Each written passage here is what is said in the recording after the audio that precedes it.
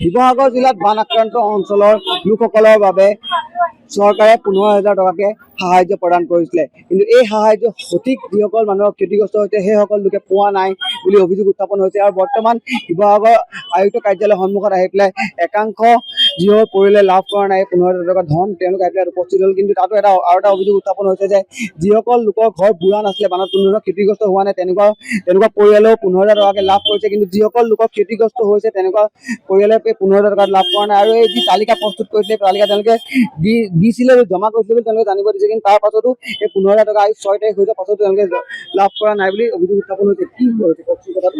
আমি 10 নং ৱাৰ্ডৰ হয়, দিখপৰীয়া আৰু ফুকননগৰ শ্মশানখনৰ মাজৰ হয়, কিন্তু আমাৰ ঘৰ ডুবি ঘৰৰ অৱস্থা কোনো নাইকিয়া হৈ গৈছে। মাটি ঘৰ চব বস্তু সোমাই পৰি গৈছিলে, কান্দি গৈছোগে।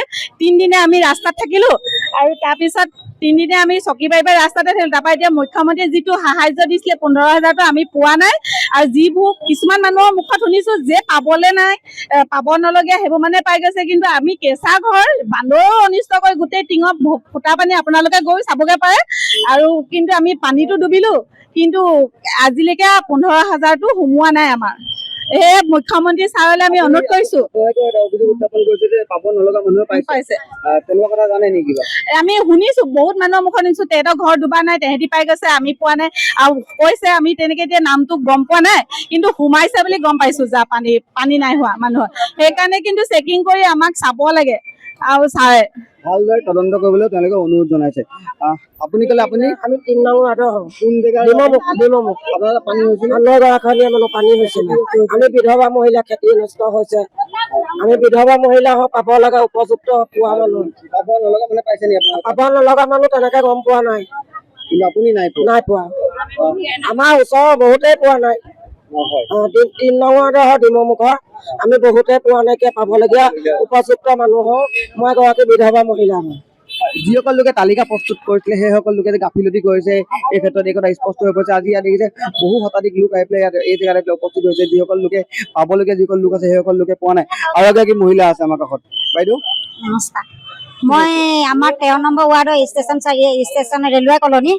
আমাৰ মানে যিখন 15,000 টকা লিষ্টখন বনাইছিলে, সেই লিষ্টখন বনাই আনি মানে যিজন মানুহে বনাইছিলে সেই মানুহজনে আমাৰ এজন আমাৰ 13 নং স্কুলৰ LP স্কুলৰ মাষ্টৰ বুলি কৈছে, আজাদ আহমেদ নে কি বোলে নামটো, তেওঁৰ নামটো আমি জমা তেওঁ গৈ লিখি আনিছে কিতাপত। ক্ষতিগ্ৰস্ত হৈছে মোৰ আমাৰ ঘৰত আপুনি যাব এতিয়া যায় যদি পানী বোকা ইমান হৈ আছে, মোৰ ল'ৰাও গা ভাল নাই। তেনেকুৱা আমাৰ তাততো নাই, এনে চবে ক্ষতিগ্ৰস্ত হোৱা মানুহে আছে, আমি পোৱা নাই। যিবিলাকে মানে বেলেগ জেগাত পাব নালাগে, আমাৰ যেনেকে বাকী সাহায্য পাইছো আমি নাই পোৱা বুলি নাই কোৱা, খালি আমি 15,000 টকাটো আমি নাই পোৱা নাই। আমি তেওঁ কাগজখন লিখি আনি তেওঁ কিয় নিদিলে, তেওঁ কাগজখন লিখি আনি তেওঁ যদি কৰ্তব্য পালন কৰিব নোৱাৰে তেওঁ কিয় লিখি আনিছিলে, তেওঁ বেলেগক দায়িত্ব কিয় নিদিলে? তেওঁ আজাদ আহমেদ নে কি বোলে তেওঁৰ নামটো, আমাৰ 13 নং স্কুলৰ মাষ্টৰ তেওঁ। মই যাতে এইটো CM ছাৰলৈ অনুৰোধ কৰিছো, CM ছাৰ যাতে কিবা এটা আমাক কৰি দিয়ে, আমাক যাতে 15,000 টকাটোৱে কিবা এটা আমাক কৰিবলৈ আমাক CM ছাৰে সহায় কৰে, দিয়ে আমাক চকু মেলি চাই, আমি সেয়ে অনুৰোধ কৰিছো। আমি মোৰ ঘৰত ল'ৰাও গা ভাল নাই, এতিয়া আহিছো মই।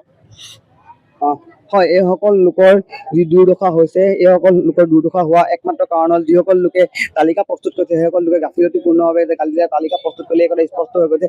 এই জিলা আয়ুক্ত কাৰ্যালয়ৰ সন্মুখত তেওঁলোক থিয় হৈ আছে, কাৰণ জিলা আয়ুক্ত কাৰ্যালয়ৰ ভিতৰত তেওঁলোক সোমাই যাব দিয়া হোৱা নাই, আৰু যাৰ বাবে তেওঁলোকে যিসমূহ নথি পত্ৰ আনিছে নথি পত্ৰ তেওঁলোকে ইয়াত জমা কৰি দিছে। আৰু জমা কৰি দিয়া পিছত তেওঁলোকে নথি পত্ৰসমূহ ভিতৰলৈ লৈ গৈছে, জিলা আয়ুক্ত কাৰ্যালয়ৰ ভিতৰলৈ লৈ গৈছে আৰু সেইখিনি জমা কৰিব বুলি কৈছে। আৰু তেওঁলোকে এইসকল জিলা আয়ুক্ত কাৰ্যালয়ৰ কৰ্মচাৰীসকলে তেওঁলোকে প্ৰতিশ্ৰুতি দিছে যে অতি শীঘ্ৰে যিসকল লোক ক্ষতিগ্ৰস্ত হৈছে সেইসকল লোকে যি পাবলগীয়া প্ৰাপ্য বা যি মুখ্যমন্ত্ৰীয়ে যি ঘোষণা কৰিছে সেই ঘোষণা 15,000 টকা অতি শীঘ্ৰে তেওঁলোকে পাব। কিন্তু তাতে এটা প্ৰশ্ন উত্থাপন হৈছে, যিসকল লোকৰ পৰিয়ালৰ ক্ষতিগ্ৰস্ত হোৱা নাই সেইসকল লোকে এই যি 15,000 টকা আছে তেওঁলোকে একাউণ্টত সোমাইছে, কিন্তু যিসকল লোকৰ ক্ষতিগ্ৰস্ত হৈছে সেইসকল লোকৰ একাউণ্টত 15,000 টকাটো বাদ পৰিছে বুলি তেওঁলোকে অভিযোগ উত্থাপন কৰিছে। আৰু আজি এই জিলা আয়ুক্ত কাৰ্যালয়ৰ সন্মুখত আহি পেলাই তেওঁলোকে ইয়াত তেওঁলোকে নথি পত্ৰ জমা কৰিছে। আৰু অনাগত দিনত লক্ষণীয় হ'ব যি বিষয়া বা যি কৰ্মচাৰীয়ে এনেকুৱা ধৰণৰ কাম কৰিলে, গাফিলতিপূৰ্ণভাৱে যি তালিকা প্ৰস্তুত কৰিলে তাৰ ওপৰত কি ধৰণৰ ব্যৱস্থা গ্ৰহণ কৰিব অনাগত দিনত